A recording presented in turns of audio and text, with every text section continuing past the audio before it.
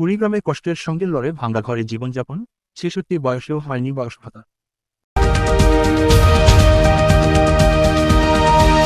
কুড়িগ্রামের নাগেশ্বরীতে কষ্টের সঙ্গে লড়ে ভাঙা টিনের ঘরে জীবনযাপন করছেন আব্দুল শেখ নামের এক বৃদ্ধ দম্পতি।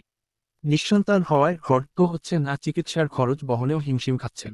উপজেলার হাসনাবাদ ইউনিয়নের গোসাইবাড়ি গ্রামের বাসিন্দা হতদরিদ্র দিনমজুর আব্দুল শেখ প্যারালাইসিসে আক্রান্ত হওয়ায় পারেন না কোনো কাজকর্ম করতে। জাতীয় পরিচয়পত্র অনুসারে তার বয়স ৬৬ হলেও পায়নি বয়স ভাতা। অতি কষ্টে দিনাতিপাত করছেন তারা।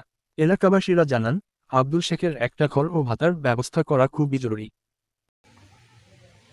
আমার সমস্যা মনে করো শরীরের সমস্যা, তারপর আমার ঘর ছিদ্র হয়ে গেছে, ভালো করতে পারি না, টাকা পয়সা কিছু নাই।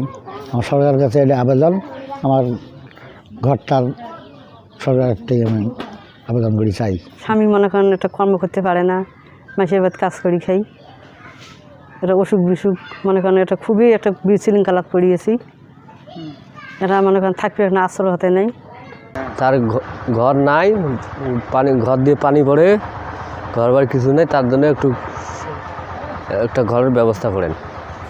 আর আব্দুল চাচা খুব অসহায় এবং অনেক দিন থেকে অসুস্থ বোধ করাতে তাদের ঘরের অবস্থা খুবই খারাপ।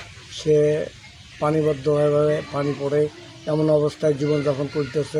আপনি এখন জানাবেন, আমরা উপজেলা প্রশাসনের পক্ষ থেকে অবশ্যই তাকে সহযোগিতা করবো। অভাবগ্রস্ত মানুষ। ঠিক আছে।